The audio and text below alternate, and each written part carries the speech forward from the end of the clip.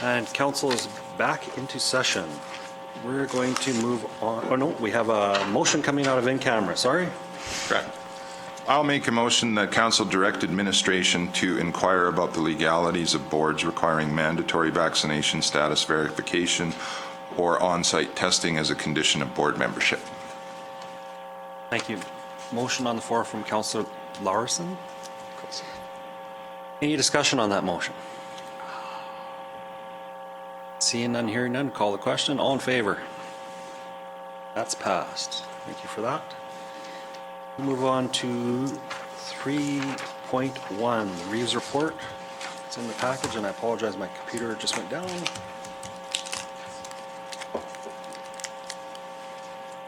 I'll use the one here.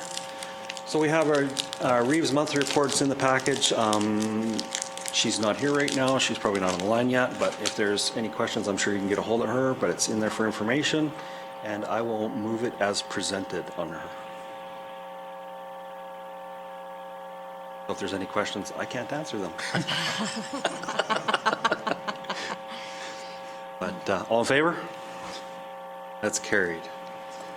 My report, just hold on, let me get my calcs. My computer fell asleep and my password's not working.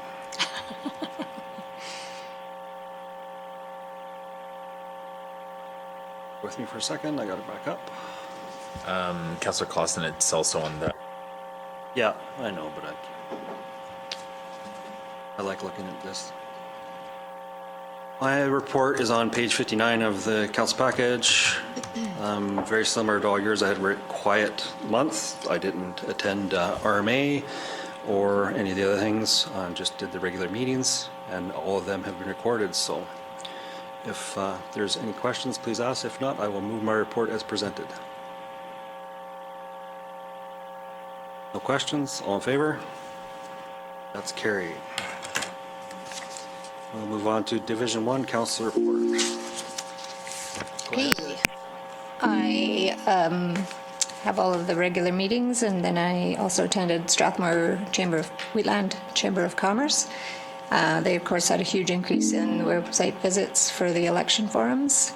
And interestingly, also, they have, we have voted to have, I forgot his name.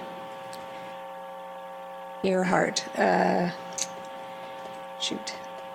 Wheatland County resident has been voted in as vice chair of that group, so that's kind of good synergies between Strathmore and Wheatland. The only other things of interest, I guess, was the meet and greet with MLA here. So she's hoping to do that on a regular basis, which I think is a good thing. And then community conversations on housing. This is kind of a new interagency group that's just kind of trying to come up with some ideas about what to do about homelessness. We had good discussion from Siksika Nation, and we also talked a little bit about the Gleason Hotel and the fact that it causes hardship for people, I guess I'll say. And I did attend RMA convention, and it was excellent, I thought. I thought the forums with the MLAs was very, very good, interesting. And also interesting to see the resolution sessions. Those were good. So that's all I have. Thank you. Is there any questions for the report, or you need a motion? Oh, so if there are no questions, I will move to accept my report as presented. Thank you. Is there any questions on the report? I just have one comment. Chamber of Commerce, when I was on, I forgot to tell you this before I forget again. I was pushing very hard to get a trade show between Wheatland and, for Wheatland and Strathmore, something that can be as a joint business thing. So if you could still look into that. Don't let them get away with that. It'd be a lot of work, but a trade show is more of a Chamber of Commerce kind of thing. Right, okay. And we do share that,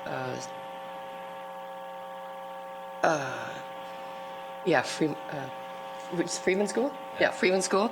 So we share that building, and it was set up for trade shows. Oh, It's not school, what's it called? The Yeah. Oh. Motor sport? No. Strathmore Motor Products Sports Center. oh, okay. And that was it. Gymnasium. Thank you, Shannon. Thank you. I have a question to you on the housing. I kind of saw a little bit about that before, but is the take on this looking for low-income housing? Is that what it is, kind of, or? Yes, I think so, yes. It's the way it works is that when people move in, they tend not to move out. So as soon as they're full, they're gone for, yeah. Is there a way to, I just always think about our villages and our hamlets, Gleason, Rocky Ford, and those places that are slowly dwindling down with population. And my personal, or my belief is that those places are low for lower income families. Like that's where you start out. That's where I started out when Affordable housing, for sure. When I It's- first yeah. got married, I moved into a small village and you know, because that's all I could afford. So I would really like to be able to try to, I mean, it brings younger people in your community, it brings all that stuff, and so that's just my thing. I It's hope in that's its a part of- infancy, for sure. They're really just, it's a discussion at this point. They're going to try and, I think they've just recently sent out sort of a list of some action items to move forward. They're trying to move forward with some ideas, but it's really at its infancy, and so I think it's got room to grow. Yeah. Yeah. Okay, thank you. Any other questions? If not, all in favor? That's carried. We'll move on to Division 3 Council Report. Yeah, short month. Canadian Badlands is getting very close to the final steps of dissolution. And yeah, that's about it. If there's any questions, Motion I'll move my report as presented. as presented. Thank you. Any questions for Councillor Bigger? Call the question. All in favor? Carried. Division 4 Council Report. My report is on page 63 of the package. It's not a quiet month, nothing, I think everything's been covered, so if anybody has any questions, if not, I'll move my report. Okay. Any questions on the Councillor 4, Division 4 Council Report? If not, call the question. All in favor? Carried. Division, oh, sorry, I lost my place. Which one? 6. 6, I'm on Division 6. Council Report. Go ahead. Yeah, I got a report, it's on the screen. I'd just like to add the province, Alberta Health, has released.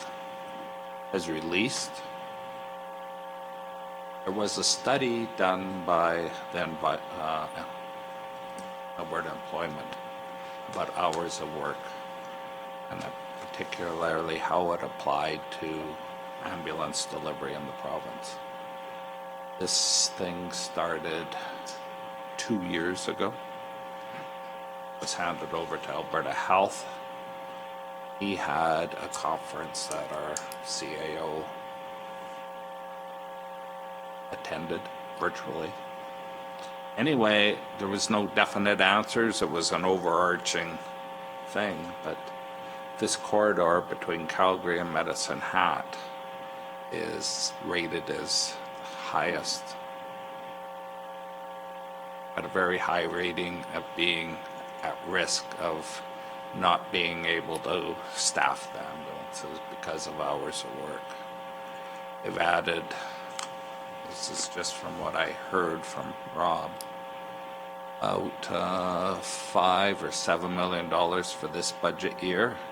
Budget year ends March 31st. And about 12 million for next year to provide for extra staffing for ambulances. So we're in a high category, so we're very hopeful we get at least one shift of our 2 shifts filled. It would take a lot of pressure off staff and the ambulance. Currently, it's not uncommon that we have 2 ambulances sitting in the hall. we can't staff them because of fatigue or any other issues. And when they are running, they're running a long ways outside of our division. So that's the hours of work. So we're hoping to be contacted any day now, but we'll see how that goes. And I guess relevant to the ambulances at the RMA convention, we had a motion about service delivery on ambulance. The motion was, if you remember, that the province consult with the municipalities and try and come up with a solution for our problems. And that passed. I had a eager seconder from Clearwater? Clearwater, Yeah, yes, Clearwater. thanks for that. Yeah, so the motion passed 97.5%, so I'm happy with that. So, and if there's no questions, I'll move my report. I have a question that just came up. Sorry, I wasn't at that meeting. Have we ordered the new ambulance? We've ordered the new ambulance, but we're having trouble getting a chassis. And we're even considering getting a not preferred model. But yeah, we can't get any chassis because I think everybody knows you can't even buy a new truck. You can order one, maybe come in a year. The electronics and stuff are just behind. So, yeah, ordered, but we can't find the chassis. Okay, thanks. Any other questions? Did you move your report? You did? Okay. The report you were speaking of, if anybody wants to see it, could you share it with them? With the report you were speaking of from the, that you were talking about, can you share it with council so we can read it, or? I haven't seen it. Oh, okay. Okay, it was just done over a video conference, and the first time it was done was to the managers, Gotcha. like thing. And then there was one which I didn't have the opportunity to listen to for more general public. I didn't. I already know what was in it, so I didn't bother to listen to it. When I know more about it, I'll certainly share it. But that's all I know now, that we are very high on the list. We're not the highest. We're definitely not the lowest. In some parts of the province, the shift works good. It used to work good for our ambulance service too, but it doesn't work at all now. Any other questions? No, I'll call the motion. All in favor? That's carried. Division 7, go ahead. Thanks. Well, my report's up there. It's pretty straightforward. I'll elaborate a little bit on one thing I forgot to mention there. Put in my report, and I noticed, I think Shannon put hers in, is I attended Remembrance Day ceremony in Hazar and laid a wreath on behalf of the county. Would like to discuss how we do that next year, so it's a little more organized. Fortunately, Ben had a spare wreath in his, so even though he's not Division 7 anymore, I still took use of him, but we should try to probably get a little more organized for that next year. So November 17th, I met with some residents to discuss Remedex. You guys might remember that a little bit. So they will be, I have it on reasonably good authority that they will be coming back. So I just wanted to give everybody a heads up for that. Also, there's always a lot of rumors, but I believe it's going to be in a different location this time as well. But we can just wait and see when it comes. And then I met with a resident of Dallam, a farmer actually, who's going to be applying for an addition to his shop at some point in time, probably early next year. So he wanted me to come out and look because it will actually be encroaching on the county road allowance. However, the road that goes by there is a secondary road operated by the province, and it's nowhere near the road allowance. So it shouldn't be an issue. He just wanted me to come out and have a look at it ahead of time so I knew what it was going to be about. So if there's any questions about that, I'm happy to answer them. Otherwise, I'll move my report be adopted. Thank you. Any questions? I just have a comment about those ones where you go to development permit stuff. Be very careful. Personal experience, you have to be neutral when it comes to the presentation. Absolutely, yeah. So Now, which one are you talking about? The any of them, I guess. You got to Okay. be careful. It's just you got to be able to remain neutral, and there's an expectation if you're there. They think Yeah. have your approval. Yeah, so Yeah. be careful what you say. It's just, I'm sure you're fine, but just a word of advice. Yeah. Otherwise, the public can chew you up and spit you out quite well, and I've been there. Which, that's fine, that's their right. That sounds like the voice of experience. Yeah. Division 5 can be very controversial at times, yes. Anyways, motion on the floor, all in favor? That's carried. So it looks like we have an addendum to approve the ASB meeting minutes, November 10th, 2021. So any question? I'm assuming I have to do that. Yes, you do. Okay, any questions from the minutes of the meeting? Well, you just present them, I'll do the rest. Sorry? I'll just, yeah, the things there, any questions, please ask Mr. Larson. Yeah. So I'll move that the minutes from the ASB meeting be adopted. Or approved, I guess. Approved? Any questions on that? That for both minutes? There's Yes. organizational and... Yes. Yeah, I should have said, I'll move both the organizational meeting minutes and the regular meeting minutes be adopted. Perfect. Get that better. Any questions? Any other questions? No? If not, I'll call the question. All in favor? Carried. Move on to 4.1.1, Chief Administrator Officer Monthly Report. Yes, good morning, Council. So Brian again from Administration. On page 74 is my monthly report. We've been very busy with the budgets, the operating and capital budgets, so we've been really working hard on those, taking Council's guidance and reducing the budget as much as we possibly can. We did prepare various scenarios as well. I did attend RMA as well with Council.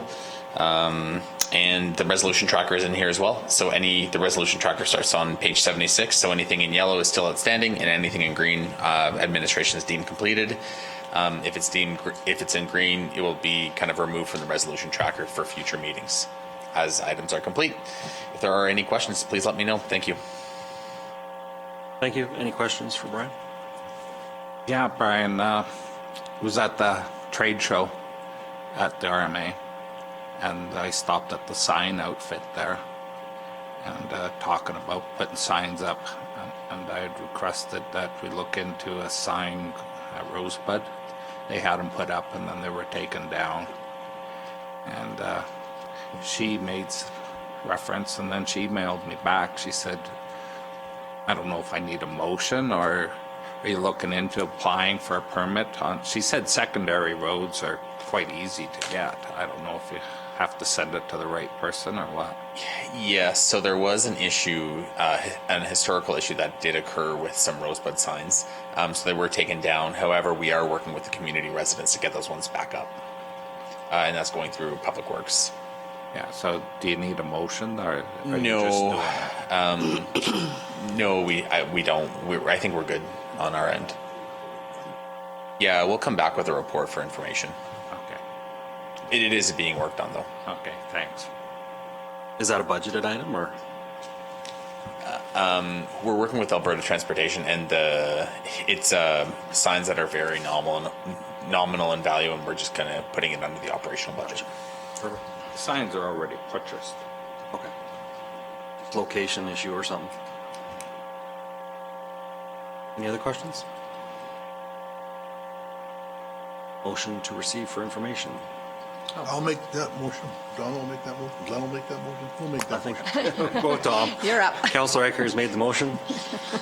Any more further discussion? If not, call the question. All in favor? That's carried. We'll move on to 4.142, Friends of Carsland Society, the request for letter of support. Yes, Council. So item number 4.1.2 on page 80 is just a letter of support. It is for the Friends of Carsland Society for a grant towards a playground upgrade. Do you want to speak to it or anything? No, it's probably, so they have a playground, school playground there, but it doesn't actually have facilities that younger children can play on. So they have play school now, and kindergarten that have trouble with some of the equipment that's there. So they're looking to upgrade some Okay. and have it more accessible to, because they do have play school and kindergarten at the Carsland School in attendance. So I will move that the council provide a letter of support to the Friends of Carsland Society Carsland School Playground Upgrade Project. Thank you. A motion on the floor from Councillor Bigger. Any other further questions? Go ahead. Is there a financial ask in this? No. Okay, thank you. Perfect. Any other It's for questions? grant applications. Okay, I'll call the question. All in favor? That's carried. 4.1.3, land assessment for proposed lodge site. Yes, Council. So Brian from administration again. So back in September, Council did direct administration to work with the Town of Strathmore administration and the WHMB administration to provide an updated independent assessment of those lands that the potential lodge site is going to be built. So I did reach out to both the CAO at the town and the CAO at the WHMB. We talked about the potential size of the land. So we did get confirmation back from the CAO at the town that they are going to move forward with the proposed 7-acre site. We did see some information on another site size, and it was about 4.61 acres in size. So what administration ended up doing is we ended up contracting an appraiser out of the city of Calgary. We didn't provide him the previous land appraisal. And then we ended up getting his independent confirmation on these lands based on his appraisal. So appraisal and assessment, we could get Dennis in here to kind of speak about those two, but they're definitely two separate things. And this is all theoretical. And if council or the board or whoever wanted more information on these lands, there would have to be more testing done on the lands. So one very key consideration that council must consider prior to honoring the previous resolution, which was made on the previous council back in February of 2020, was that Wheatland County contribute a cash value and equivalent to the land donation from the town of Strathmore. So that's kind of the historical context of why this land appraisal is kind of coming up, just for the two new councillors. So that resolution is on page 85. That was the appraisal value that the assessor came back with. So if there are any questions, please let me know. Thank you. Thank you. Any questions? Just Go ahead. one, Brian, you mentioned that if you want any further information that there'd have to be an environmental assessment. Is that what you're alluding to? Yes, on the land specifically. So with this appraisal, the appraisal assumes that there's no contaminated lands, and it's just the value of the parcel. So the value of the parcel may decrease depending on any contamination, either minor or major. So that value, the value of this parcel is considered without any sort of land testing done for contamination. Okay. So for council's information, there has been drilling done, an assessment has been in a report. And Town of Strathmore done it, and the housing board reimbursed them for it. So that part has been done.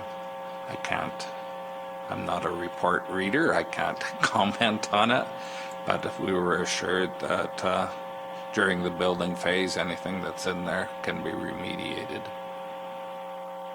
for information.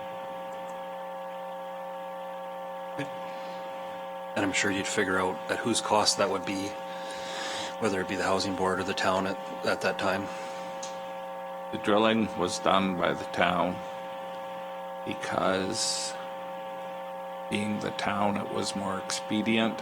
Housing board reimbursed them for the cost. So the report's done, it's paid for. And any remediation, part of the building excavation can, if you've looked at the site, it's a rough looking site. It's not, you can't go in there with your lawnmower and cut the grass. Well, there's got to be something in there that has to be moved, so when we build, we can do with it what what they do with things. I don't know. Yeah, I can remember as a kid all the buildings that were there, so. Yeah. No, it's clear. It's, Yeah. That's good. So does that provide clarity for everybody then? The town did an assessment as well, correct? How does that compare to that? So I believe the town's appraisal came back at 1.7 on the 7-acre parcel. So there is about a $570,000 difference. And that's two appraisals, two independent appraisers appraising the parcels of land. That can happen. And I think ultimately, as for the differences between the two, I'm not quite sure exactly how they did, how they came up with those appraised numbers, but here's what we came back with anyways. So that would be between the town of Strathmore and the county of Wheatland as per the agreement, not between the county. Like the housing board would not be involved in that discussion, I'm sure, if there was negotiation on that at some point in the future. Yeah, so I would think that council would just need to interpret their previous resolution that was passed in February of 2020, just because the county is, at this point, committed to matching the Wheatland County contribute to the housing management body capital project as cash value equivalent to the town of Strathmore contribution to the project. So the project being the new lodge and the contribution being the land contribution, if that makes sense for the two new councillors. Can you maybe just elaborate a bit more on that? Yes, absolutely. So the WHMB, the Wheatland Housing Management Body, is working on a proposal for a new lodge build. So the town currently owns roughly around 7 acres within the town of Strathmore town boundaries. So the town is, I believe at this point, and anyone please correct me if I'm wrong, my understanding is that the town owns the 7 acres of land. The town is going to contribute potentially 7 acres of land. I'd have to confirm all these facts, but and then the county is going to monetarily match that non-cash contribution with cash to assist in that project. Gotcha. Okay, thank you. That's my general understanding, and please, anyone, correct me if I'm wrong, but I'm certain those are the facts. Thanks. that's my understanding too. And And so, also, sorry, Sean, I don't think the town is in any hurry to transfer the land over to the housing body until we get confirmation that we're getting a build. And they have no problem making the build happen while the transfer is in progress. So I think as far as the county is concerned, we have an idea. Maybe it's between 1.1, 1.7. But when the transfer happens, I think that cash on that date will have to come to some sort of an agreement. Yes, and I believe this exercise. Yeah. I believe this exercise was just to kind of determine a ballpark number for the cash contribution. So this cash, we could transfer it from reserves and there would be very little immediate ratepayer pain to pay this, I'm thinking. That's how we fund a lot of our capital projects. We just... Yes, so this project specifically, from the county's accounting perspective, would just be an operational contribution. So we would not retain any portion of this asset. The asset would, I assume, be in the records of the WHMB. However, yes, we do have reserves that could cover this amount, and realistically it depends on how council chooses to fund this one. If council at that time wants recommendations on how we firm up the dollar amount, then we'll kind of bring some recommendations back to council. And after it transfers to the Housing Management Board, if anything was to happen to the board, the county would get its whatever's residual sale from, or the transfer of the property the county owns. That is an interested party in that management board. Right? Sorry, your question. no, you've answered it. Thank you. Any further discussion? Motion to accept for information. Accepted as information. Councillor Kester has moved. All in favor? Carried. Thank you. Move on to 4.2.1, Corporate and Financial Services Report.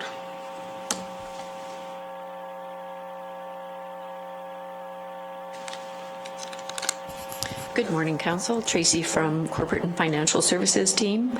I will make my report to Council very brief. It's year end and staff are completing many of the same projects that I mentioned last month on my report. So the two new items would be the tax auction, which is scheduled for tomorrow, and we have an RFD after this report to discuss that further. And also the RFP, we have an update on the broadband, and we have that also in camera under Section 16, disclosure harmful to business interests of a third party. So with that, are there any questions on my report? Thank you. Any questions of staff? There's quiet today. Not motion for information. Also move. Councilor Brigham moves. No questions? I'll call the question. All in favor? Passed. Carried, sorry. We'll move on to 4.2.2, reserve bids, tax property auction, property tax auction, my correction. This is on page 90 of the agenda. So properties on the tax arrears list, 1 year following the notification, must be offered for sale at tax auction the following year. They're offered on an as-is basis. The terms of sale are cash, money order, or certified check. 10% down payment is required after bidding is concluded, and the balance is to be paid for all properties within 30 days. So this falls under MGA Section 418. Each municipality must offer for sale at a public auction any parcel of land shown on its tax arrears list if the taxes are not paid.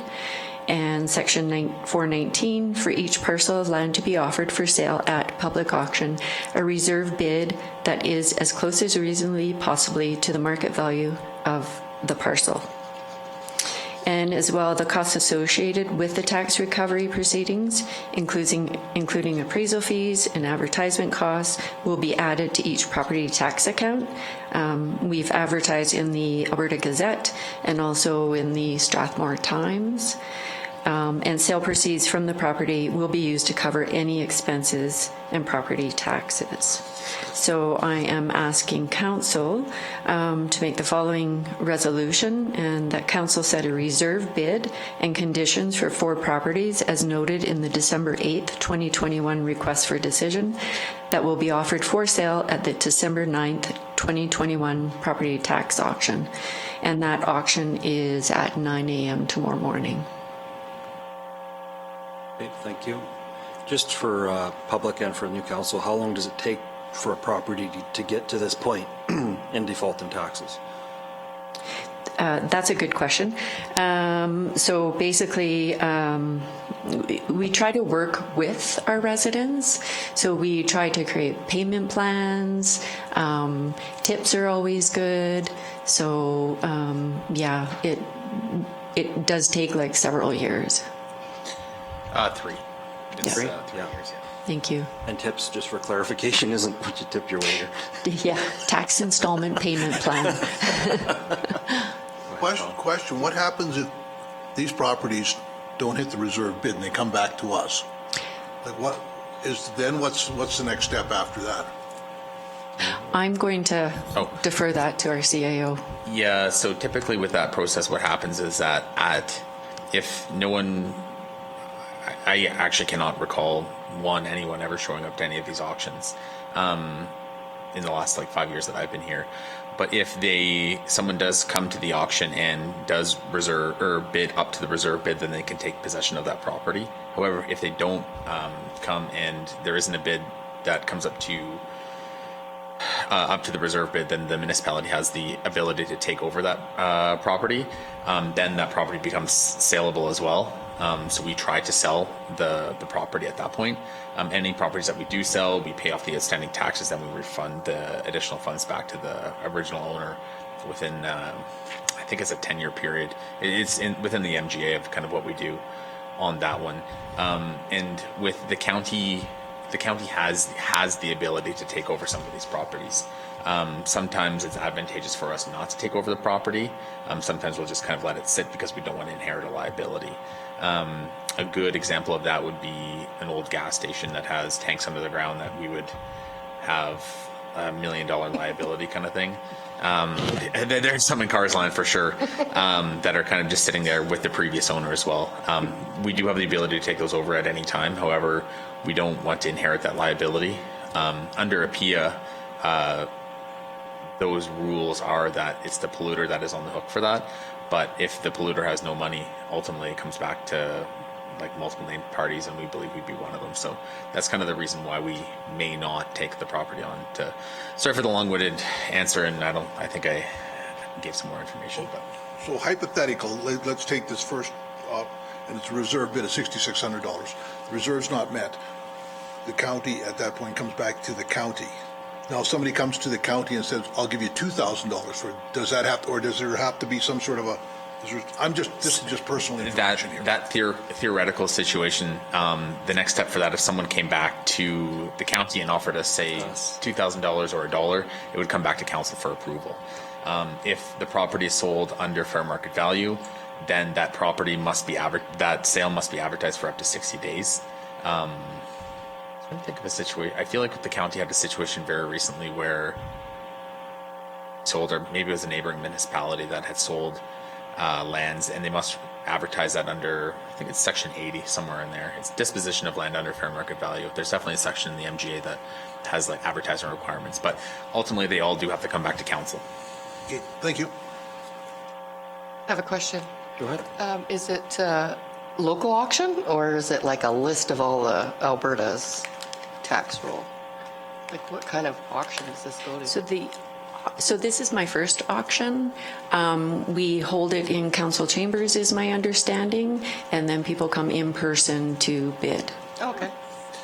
There's actually a presentation that's done by our planning department, or a member of our planning department, that kind of outlines the property, any potential issues that we know of with the property. Very transparent with the public, very, very important to us.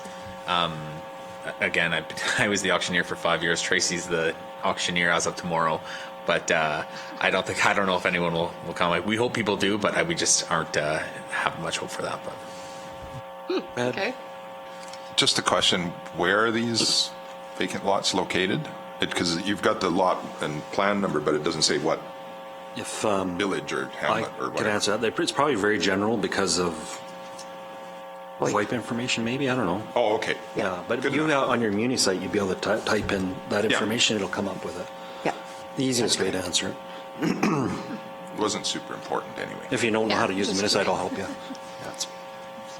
Since we're asking questions, I always kind of wondered, if we sell a property and the tax owing on it is $2,000 and we sell it for $6,000, because that's our reserve bid, that $4,000 after all expenses are paid goes back to the owner. Yes, that's a brand. it does. I'll look up that section of the MGA and get back to council on that one. There's very specific wording on how long we must hold that for and when we refund it. I'll get that answer for council and report back to you guys.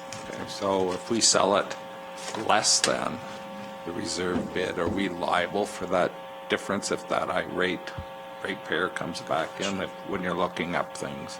Yeah, I'll look into that one too. Okay, thanks. And I think we would come back to council if we sold it under the reserve bid. We'd have to get permission of council to do it first and advertise. So if there's no more questions, I'll move that we set a reserve bid, that council set a reserve bid and conditions of 4 properties listed below as noted in the December 18th request for decision that will be offered for sale at the December 9th, 2021 tax auction. Thank you, Councilor Bigger. There's a motion on the floor, and I know we had asked to have everything read out, and if anybody wants it read out completely, I will be happy to do so. Want me to read it out? No.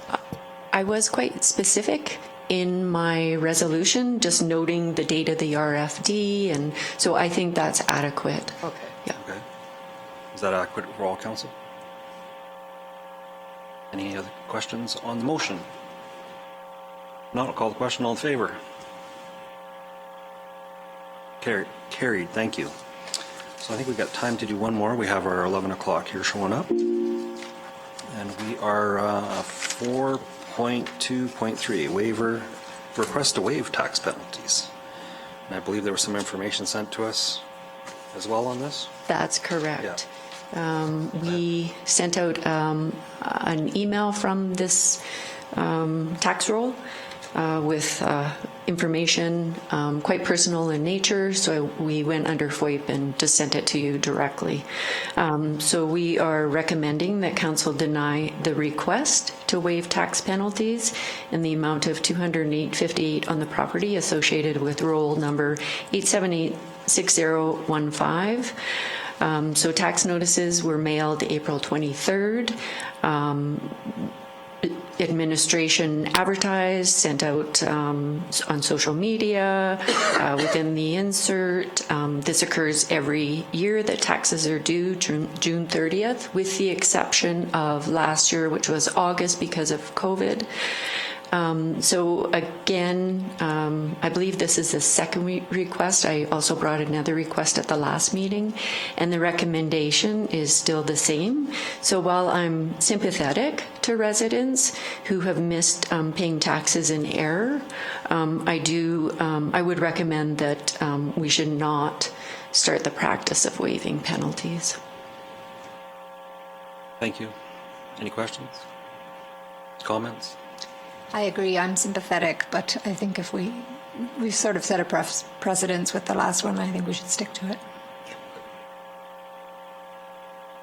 I'll make the motion that council deny waiving the tax penalties in the amount of $208.58 on the property associated with roll number 8786015. Questions on the motion? All in favor? Carried unanimously. Thank you. I believe our 11 o'clock appointment is here, if that's correct. Are you okay to present now, or do you want to wait for? Do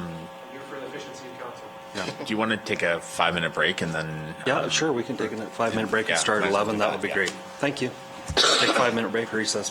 Back at 11. You have been muted. To unmute yourself, press the star key twice. Where are they going to move? Yeah. Mute off. Parents, that's for sure. They could accommodate us. Then, it's moving away from capital. So apparently the town putting in those solar panels, they found the they found the old Catholic. Yeah. Yeah, the Catholic Church. It's hard to make a plan when nobody knows. I'd like to call the meeting back in session. Just a note, Reeves Link has dialed in. She's online. Can you hear us okay, Reeves Link? Yes, thank you so much. Okay, and also, did you want to go with the meeting, or you want me to keep going? If you could continue chairing, please. I think it'll be easier with you in person. Okay. Thanks, Deputy Reeves Clausen. Thank you. So we have an 11 o'clock appointment with Staff Sergeant Mark. Well, I don't want to try your last name. Out of respect for you, I will let you say what it should be. It was Mark W. all through school. Yeah. Good afternoon, Council, Your Worship and Council, and Your Worship online. My name is Staff Sergeant Mark Wilgosh. I'll be here to present your Quarter 2 report for Strathmore RCMP. Actually, I'll take this off. For the duration of my report, all my comments will be made through the CAO to the Chair and the rest of Council. All right, so hopefully everyone's had an opportunity to read through the report. This report contains information on our rural area, which includes portions of Rocky-View County as well as Wheatland County that we're responsible for. As outlined in my prior attendance before Council, I'll be speaking to the 3 priorities that we settled on this year, which contains all of the requests from Rocky-View as well as Wheatland counties with respect to policing priorities inside of these areas for the duration of this year. For our first priority for reduction of property crimes, we have a number of programs that we have in effect to help mitigate but also prevent, detect, and deter crimes in our area. That includes both our rural areas as well as our municipal areas that we look after. One of the programs we have underway is our Habitual management program. As you can see, we select offenders that are in our area that we're aware of based on the volumes of crimes they commit, seriousness of crimes they commit, likelihood of reoffending, and impact of the crime that they have on the community. I call it, it's habitual offender management. I call it old-fashioned policing, where you know who the people are in your community that are committing the crimes, and we pay attention to them. Ultimately, the goal is, number one, to ensure that they're living a law-abiding lifestyle within our areas, that they're not adversely impacting our residents, and should there be violations of court-ordered conditions, that we're there to enforce those conditions to ensure that they're held accountable. During quarter two, there were 3 offenders that were identified. I can tell you currently we've added another 4 to the list, as well as 3 other problematic properties within our rural areas that we're currently focusing on. I can tell you that recently, one area we recovered 4 industrial tractor trailers, as well as a semi truck itself, with a recovery property of over $400,000. And as recently as last week, another area in Rockview County, just in the western side of our area, between Southern Alberta District Crime Reduction Unit and our members, that I believe 12 newer vehicles were recovered from a chop shop type property. So these are areas that we're keeping an eye on to make sure that we can recover property, but again, aggressively target those who are committing crimes in our area. And even though a couple of these recoveries may not happen in Wheatland County, and maybe in Rockview County, this is our geographical area. They don't stay static in one area. They do affect Wheatland County themselves. So a couple of offenders that we're looking at that are involved in our investigations are continuing. We've known them to be active in Wheatland County area as well. Our Persons of Interest program, it's a similar type of program, but these are people who may not be under court-ordered conditions, but have interesting pasts that perhaps they've moved on from, maybe they haven't, and again, we're aware of who they are in our areas. We pay them visits, we have chats with them just to make sure that they're aware that we're aware that they're there, and again, to do what we can to ensure that they're living a law-abiding lifestyle. A couple areas that we have under development is our security screw program. It's a program I rolled out in Chestermere, where we provide at no cost to the resident themselves directly a security screw or fastener that goes under their license plate that prevents it from being stolen.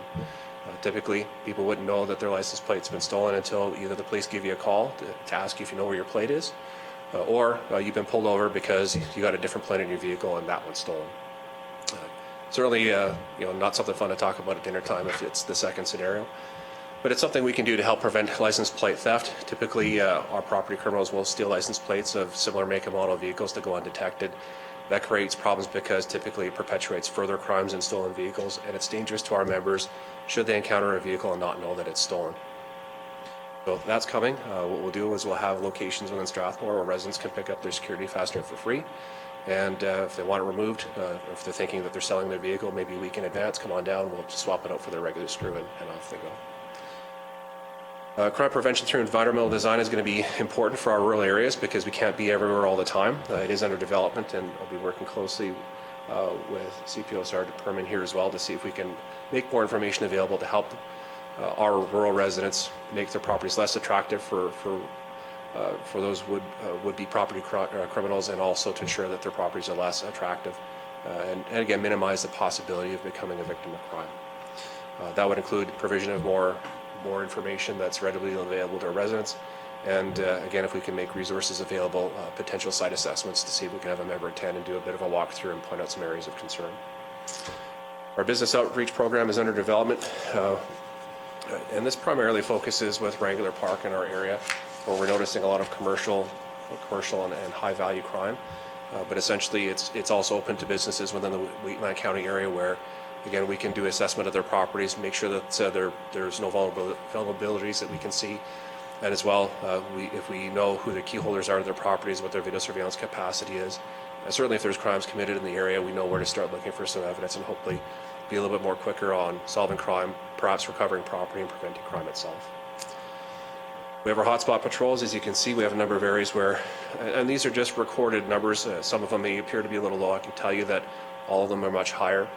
It's just a matter of having, those established reporting lines from the front line up to myself where I can report it to our councils.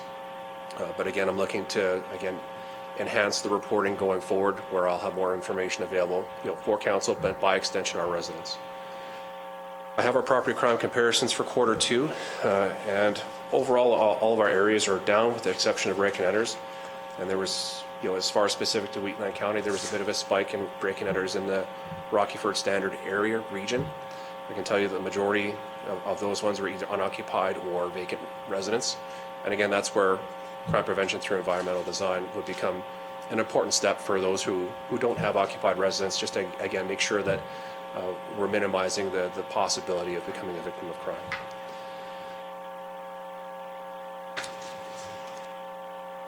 Moving into our traffic safety areas, I've listed what our regular traffic safety enforcement has been, as well as some information on our immediate roadside sanction program. So there's a non-criminal approach to impaired driving where on roadside, if someone fails blows over the acceptable limit on a roadside screening device or an approved device, that they may be issued a roadside sanction, which would be 3-month suspension followed by a 1-year prohibition, which again the person can enter the interlock program. It's more of an immediate sanction of roadside. It's far faster than proceeding with a criminal impaired driving investigation, and our numbers are coming up. We're catching more and more drivers through this program. That's not to say that, depending on the circumstances, if someone's injured in a collision, if the person's had roadside sanctions before, or if they've had other criminal convictions, that doesn't preclude us from proceeding with a criminal investigation at that time. But again, it's yet another tool for us that we can help remove more impaired drivers from the road. We've had our check stop program move forward.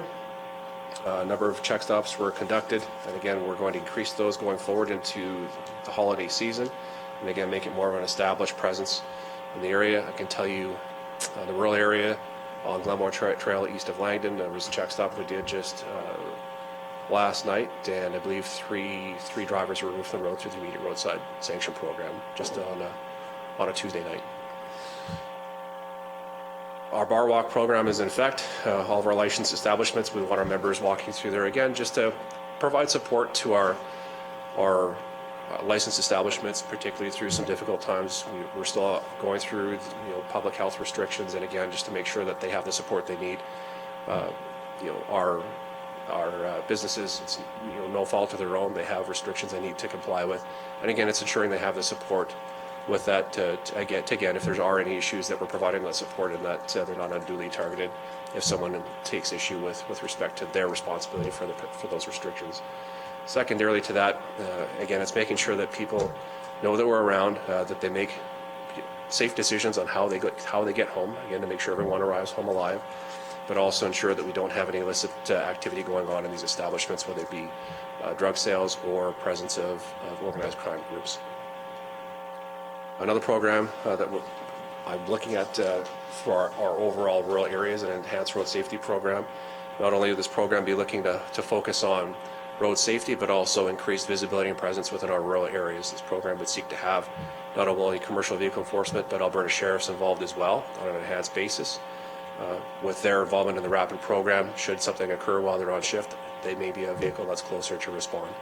So it's another program they'll be looking to, again, collaborate closely with our rural communities, both with Rockview and Wheatland as well, to gauge interest, to see if it's a program that's suitable and desired in our areas, and if it's something we can move forward on.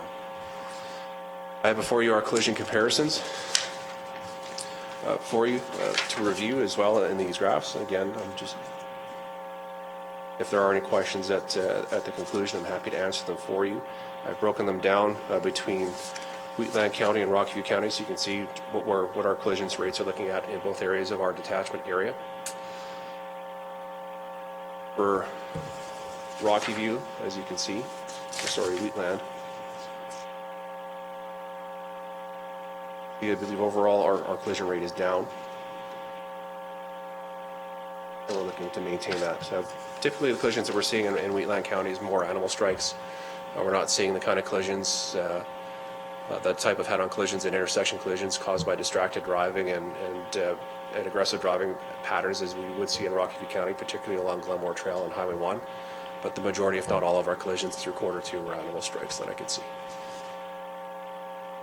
Through attendance at community events. So community engagement is a priority for us as well, not only to be visible in our schools, not only be visible in our communities, but also to meet people and engage with them where they are.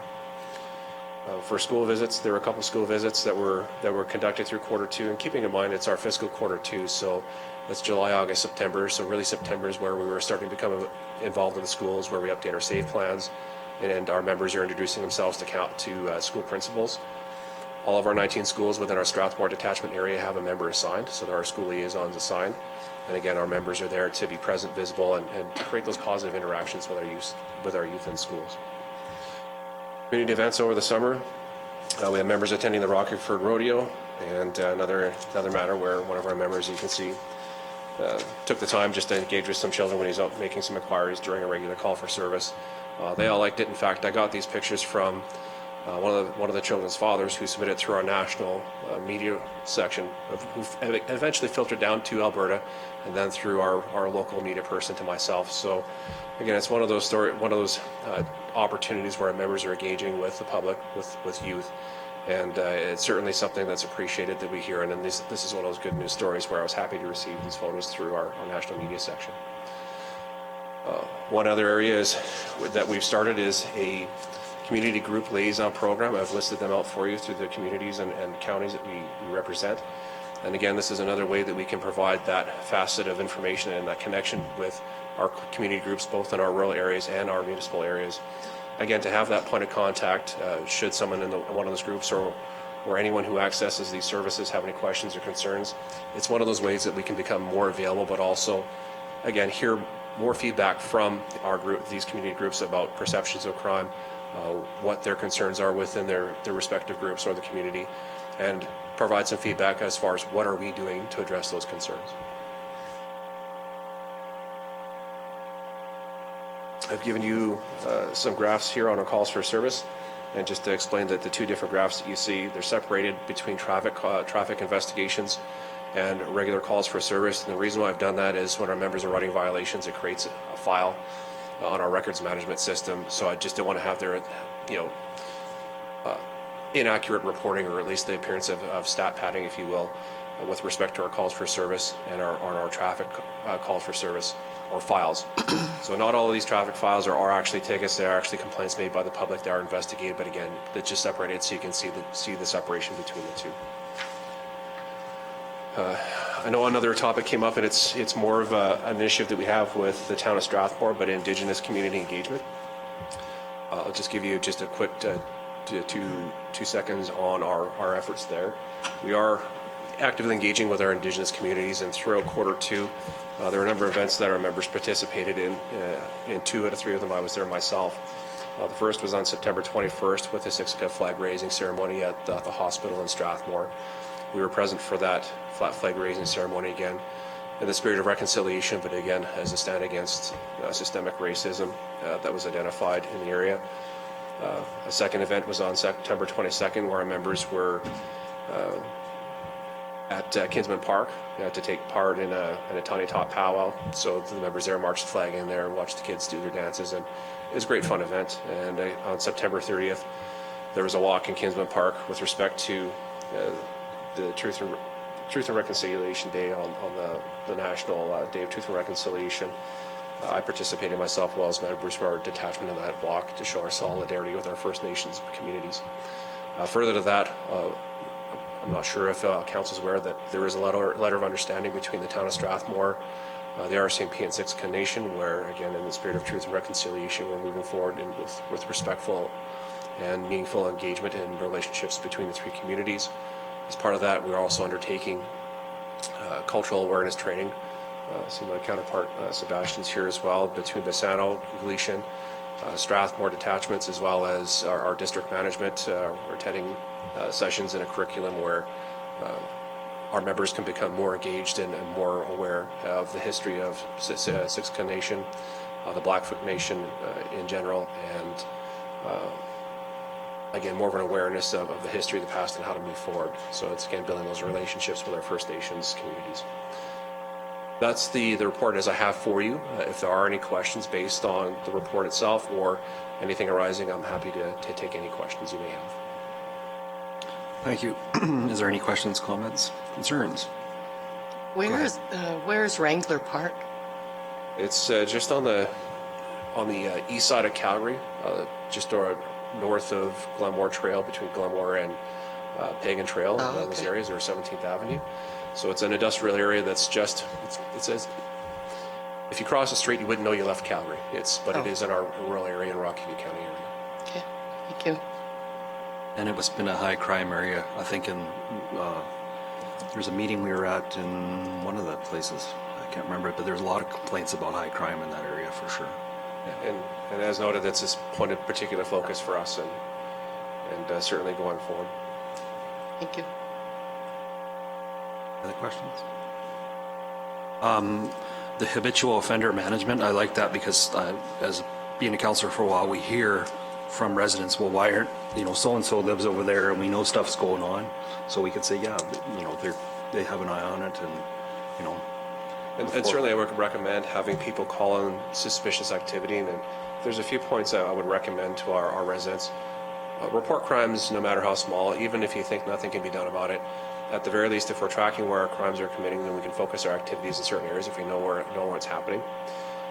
People know that there's suspicious activity going on, report it. And if there's concerns as far as anonymity is concerned, there are ways that we can speak with people on a number of different ways, whether through Crime Stoppers or other ways that we can receive information but still act on it. So again, it's a matter of making that phone call and making that connection. I guess, if you excuse me just one moment, with the OSB report that was also included in there, it does contain basic detail of what I've gone into, more significant detail. The only point I'll point out with, and correct myself from the last meeting, I did say we had 10 members assigned to our rural area. In fact, it is 13. I neglected to include our 2 supervisors that are also rural members, as well as our Rocky View Enhanced position, which was converted recently into a provincial position. So on that regard, all the positions, with the exception of one, are filled. We're just waiting for a member to be transferred in. Thank you. Any other questions?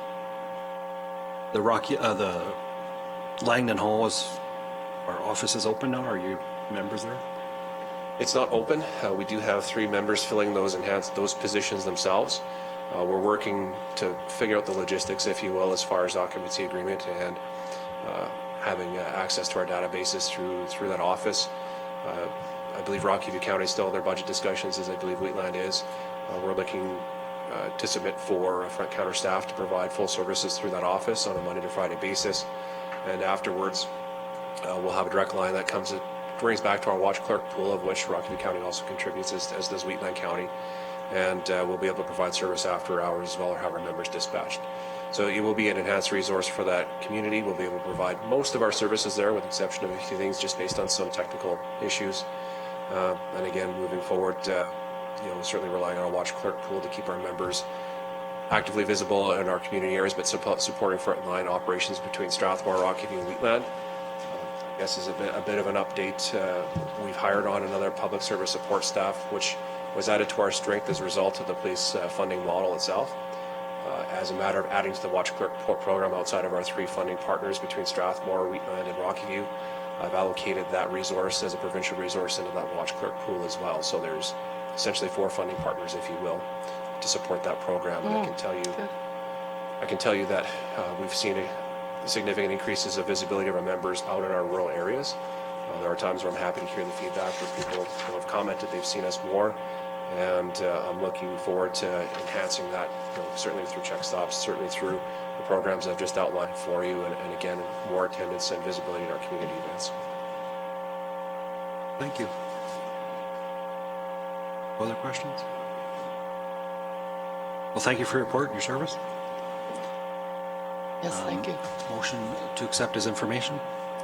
I'll move that. Motion on the floor, all in favor? Great, thank you very much. Thank you. So I think our 11:30 is here. Are you good to go as well? Is council okay if we jump into that one? Okay, perfect. Corporal Sebastian Andrews. Welcome. Thank you very much. And also a lot of new faces with the new election. This is the first time I got to in person, so welcome. As you said before, I'm Corporal Sebastian Andrews.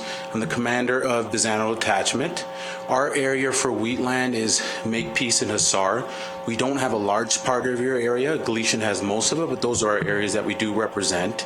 So my quarter report's going to be a little bit of a mix of those as well as some of the things that we have been doing. So based on our last March when the council had agreed to community engagement, safe roads, and rural crime reduction as our priorities. For the priority one, we did 4 crime tip videos. So basically what that is, with the pandemic, we found it a little bit harder to meet person to person. So we go for the trends as well as tips and tricks, and we share it with all the social media platforms. We've seen quite a bit of positive reactions from it. We average between 2,000 to 3,000 views on them. It's usually myself or one of my other members who's on it. We also do our reading sessions as well.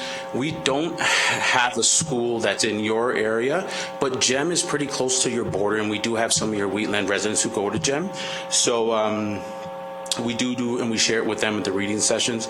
I also have a member assigned to GEM, and recently it was pretty cool. He was able to partner with the school to do a forensics class where we did fingerprinted the kids and have them solve a crime. It was quite well received. We also attended the Hussar. We did Hussar Bike Rodeo. It was their first annual bike rodeo, and I think it was pretty well received, and it was quite fun for the member who had showed up. For safe roads, we got 5 impaired drivers. One of those were in your area. The vast majority of them were in the county of Newell. We gave 99 tickets to motorists over 140 kilometers an hour on our highway. I would say, and this is a rough estimate, but almost 70-80% of it is all out of province, people that are speeding through Highway 1. So we've been really trying to focus on that. We had 11 motor vehicle collisions. As for crime reductions, we did 165 proactive rural crime patrols. So normally my members were always patrolling, but specifically I make them go in our rural areas and spend at least 45 minutes to fly the flag, let our rural residents know that we are there. This also helps partner with our Bizano Rural Crime Strategy, where I had a member who went to every single one of your rural residents, met them, gave them tips and tricks how to prevent crime in their area. We gave signage which says Bizano property is monitored by Bizano by camera, as well as some things like that, and it was pretty well received. We are continuing to see a large decrease in rural crime to the tune of 32%. Now this is of our entire area. I can say for your area, our last crime would have been Hussar, where we had to break and enter the general store. This was almost 7-8 months ago. I can say the blood, we did a couple blood warrants. We did find the SOC. He is in actually custody right now. The minute he's released, he'll be arrested on our warrant. So we're pretty happy about that we were able to get some justice for that. We did have a Makepeace incident a while back where we had someone had broken into a home. As you know, Makepeace is quite open. We were able to seize the can and actually get the fingerprints. So that person has a warrant for the arrest. Unfortunately, they're in Saskatchewan right now, but the minute that they come here, they will be arrested. We do continue to see a large increase in historical sex assaults. Honestly, this sounds terrible, but I think that means people are feeling more comfortable coming to us. These are things that's happened in the past, so I hope that we continue to bridge that gap. We are fully staffed as of now. I do have 2 recruits that are going to be coming. We have one here now that finishes in February, so he'll be able to patrol on his own, and another one that arrives January 17th. They will be replacing members that should be leaving here probably in the next 4 to 5 months. We are a small detachment, but what's nice is we're in the middle of 2 large detachments. So anytime we have a major incident, you could have 9 to 10 police officers, not just from our detachment. Those are really all I have for my report. Is there any questions or concerns from the council? No, thank you. Any questions? Go ahead. Yeah. One quick question and a couple of comments. Absolutely. First, I want to really thank you for the work that you do on Facebook. That is really well done. Okay. Your presence is being noticed out in the areas. I'm Division 7 councillor, so your area is in my division. I took over for Ben Armstrong. Okay, Mr. Armstrong, yes. Now you know. So the question I have is the suspect for the Tom store. Does it happen to be the same one that did the break-in before that and the before that, or can you say? No. Or do you think so? We think so, but we're not 100% sure. Right. We're hoping, Okay. yeah. That information will come to light. Yes. Thank you. Thank you. Any other questions, comments, concerns? Nothing from your end? If not, thank you for your report. Appreciate your service, and look for a motion to accept as information. I will move that report's accepted as information. Motion's on the floor. All in favor?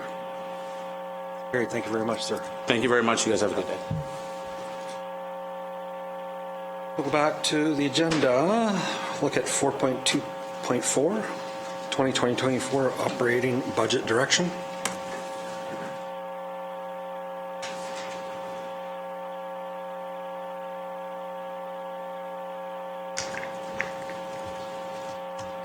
Just a quick question. I've been smelling lunch since 15 minutes ago. Should we break early while it's still warm, or do we want to go till noon? You're really close to that door. I am really close to that I saw door. it coming in about half hour ago. Let's do one more if that's all right. And Okay. then I don't have no problem having an early lunch. I don't know about staff. Does it screw up your day at all? Not at all. Okay. This next one may take a little bit of time.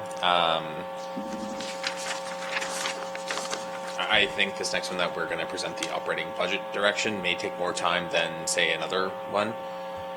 Suggesting we jump to something else. Yeah, we could jump. We could jump around. We could do this one really up to whatever council. That's fine. We can do, I'm thinking if we go about another 10 minutes and then, And some bees. yeah. So what about 4.3.1 is community and development services? We're good for that? Yes, why don't we skip to that one and Okay. then we'll do the Council's okay operating with that? budget. Perfect. That's what we'll do then. 4.3.1, Community and Development Services Report. We'll go back to 4.2.4 after lunch. Good morning, Council. Matt from Administration, here to present the November report for Community and Development Services. I'm just going to quickly go through this. With Community Services, obviously with Parks and Recreation, we are assisting with the Next Level Sign project. Coupling that with economic development, we are making headway, so we're going to start our phase 1 in the spring of 2022 with new gateway signage, welcome to Wheatland, on all our main roads. That's the first phase of the project, so it's a long-term project and we're very excited that that's moving forward. With respect to economic development, we're moving forward obviously in our investment attraction strategy plan, so we're putting together a comprehensive report and an audit of our investment attraction strategy stance. I think we're doing quite well, and we're putting together also new materials, which I distributed to council today, and I'll have one in the mailbox for ReevLink as well with new folders. And the intent of this material obviously is to modernize and provide new materials to vendors and other companies as we kind of get out and start networking with other companies or looking to develop in the county. So we're very excited with the progress in that regard as well. In terms of fire and emergency services on page 106 and moving forward, one of the operational accomplishments and achievements that we're very proud of was with respect to a successful fire prevention month. So we held that fire prevention month, and our corporate sponsors are listed, and we were able to secure $19,000 in donations with respect to carbon monoxide detectors and smoke detectors as well. So we got out into the community and distributed, I think, 935 homes, and we distributed monoxide detectors and smoke detectors as well. So we're very proud of that. Another proud achievement that you'll note on page 107 moving forward is the Carsland Fire Hall. So just to note, there's occupancy. They are operational in the fire hall. We're very proud of that. As you can note, all the budget and activity milestones, scope changes are listed. We came in under budget. We're very proud of that achievement, and we'll look to do some sort of ceremony in the new year moving forward with the Carsland Fire Hall. So we will provide one more update for council at our next monthly report in terms of just a fulsome report as a reconnaissance, so to speak, for council to review. But we're very proud of that achievement in fire services. Moving on, we have planning and development on page 113. Staff continue to review process applications, quite a few coming forward. In terms of the development permits, we don't see any slowdown in that regard.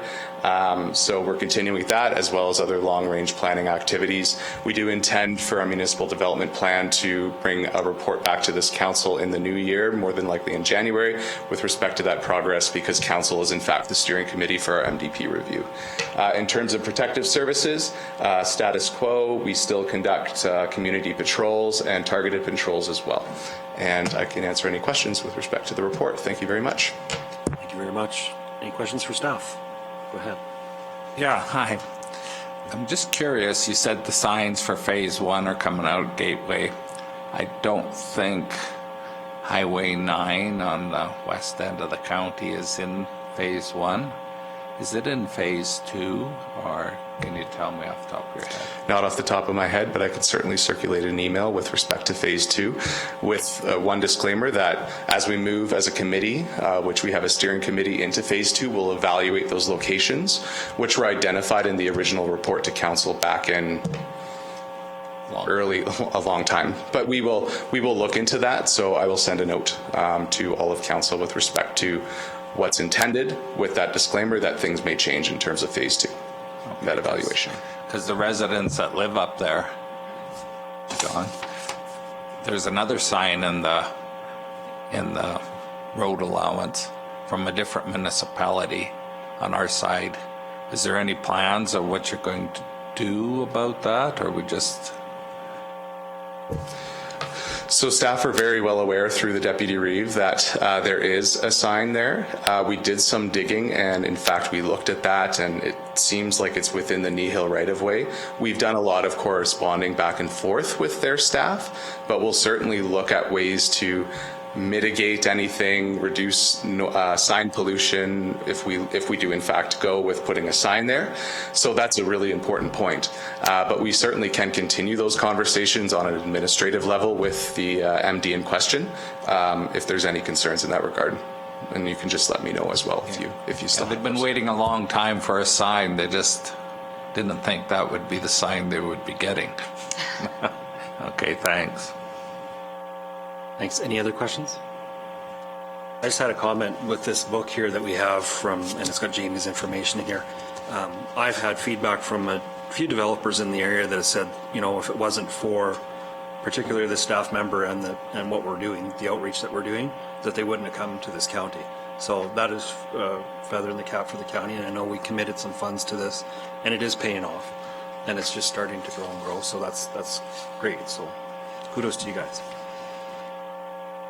Looking for a motion to accept his information.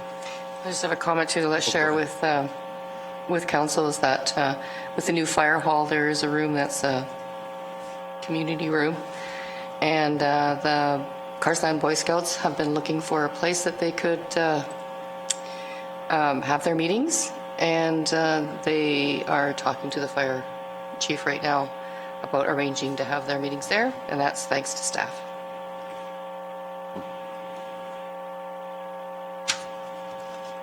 I'll make the motion to accept your report as information. Any further questions? None? I'll call the question. All in favor? That's carried. We've got time to do one more resolution, 4.3.2. Hens and beekeeping and mobile homes. That one might take a while. Think so? Yeah, okay. Let's take an early lunch, and we will be back at, what, a full hour? 45 minutes? 45. Half hour? 45 minutes from now. Get her done. Which I don't know the time, man. 12:20. 12:20. We'll reconvene at 12:20. Thank you, everyone.